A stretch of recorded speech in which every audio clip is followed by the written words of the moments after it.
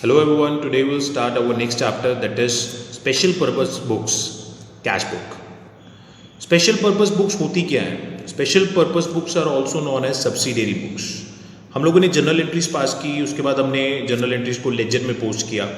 देखिए क्या होता है, कुछ पर्टिकुलर आइटम्स की एंट्री काफ़ी ज़्यादा होती है. जैसे कैश की एंट्री सबसे ज़्यादा होती है. अगर आपने लेजर पोस्टिंग का कोई क्वेश्चन करा होगा अब तक, तो कैश अकाउंट जो होता है उसमें सबसे ज़्यादा एंट्रीज होती हैं. ठीक है जी.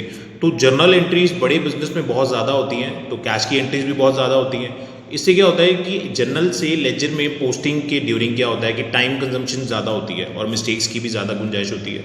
तो उस कम्बरसम प्रोसेस को, यानी कि डिफ़िकल्ट प्रोसेस को थोड़ा छोटा करने के लिए क्या किया गया है, स्पेशल पर्पस बुक्स बनाई गई हैं. स्पेशल पर्पस बुक्स उन आइटम्स के लिए बनाई गई हैं जिनकी बिजनेस में सबसे ज़्यादा ट्रांजैक्शंस होती हैं.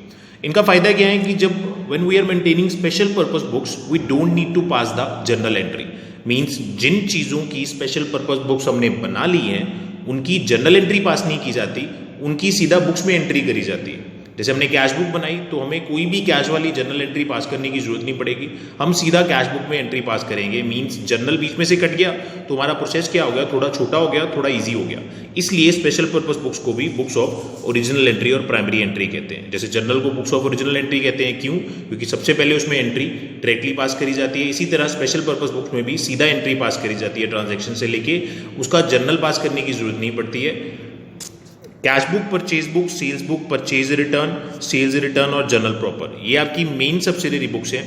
ठीक है जी. ये जो चैप्टर है इसमें सिर्फ हम कैश बुक करने वाले हैं, जो हम डिस्कस करेंगे.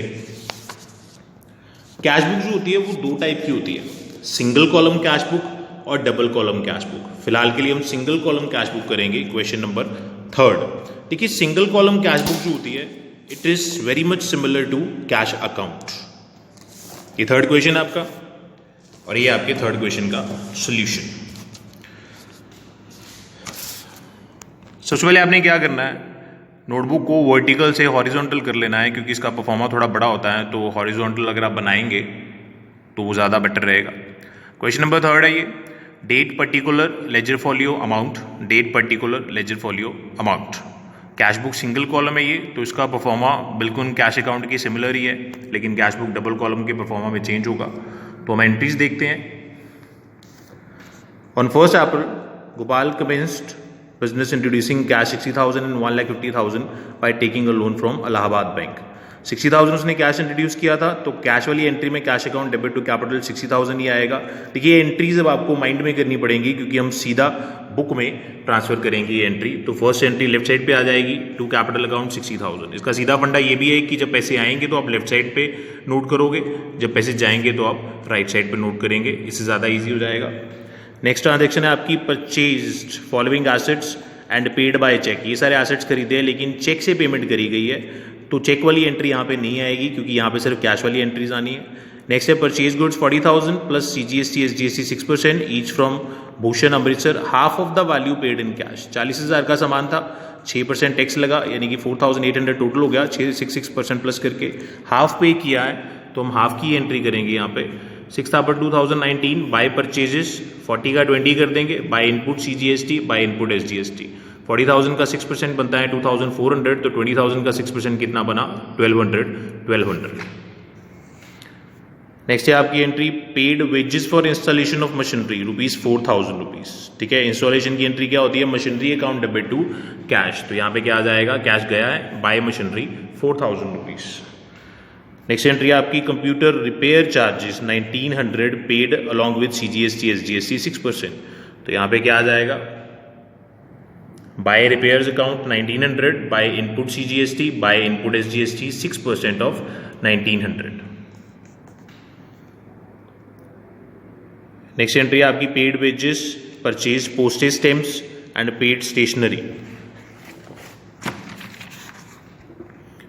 तो यहाँ पे बाय वेजेस आ जाएगा 15,000 rupees, by postage stamp 150, by stationery, stationery के साथ CGST SGST भी है, तो by stationery 2,700, by input SGST, by input CGST 162 each. Date same रहेगी तीनों ट्रांजेक्शन्स की. उसके बाद उन्होंने कहा है sold goods for cash, half of the goods purchase from Bhushan to Anil at a profit of 25%, allowed him trade discount 5%, charged CGST SGST 6% each. जो हमने भूषण से यहाँ पे सामान बाय किया था उसका आधा हमने 25% प्रॉफिट ऐड करके और 5% ट्रेड डिस्काउंट निकाल के बेच दिया अनिल को कैश पे। ठीक है जी, तो इसकी कैलकुलेशन देखते हैं। भूषण से हमने 40,000 का सामान लिया था, उसका 50% बनता है 20,000, और 20,000 का जो सामान हमने बाय किया था उसको 25% प्रॉफिट ऐड करके हमने बेचना है।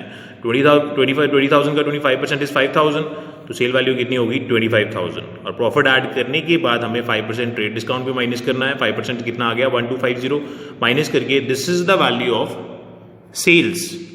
तो यहाँ पे टू सेल्स कितना आ जाएगा 23,750।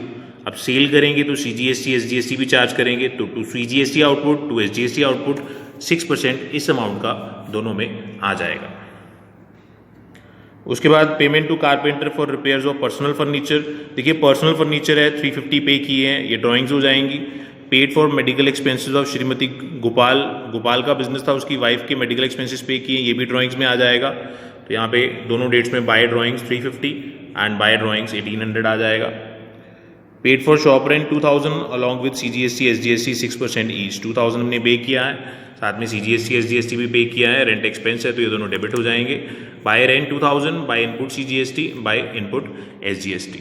उसके बाद आपने क्या करना है, देखिए कैश वाले कॉलम का टोटल हमेशा लेफ्ट वाला बड़ा होएगा, इसका टोटल आपने किया तो 86,600 आ गया।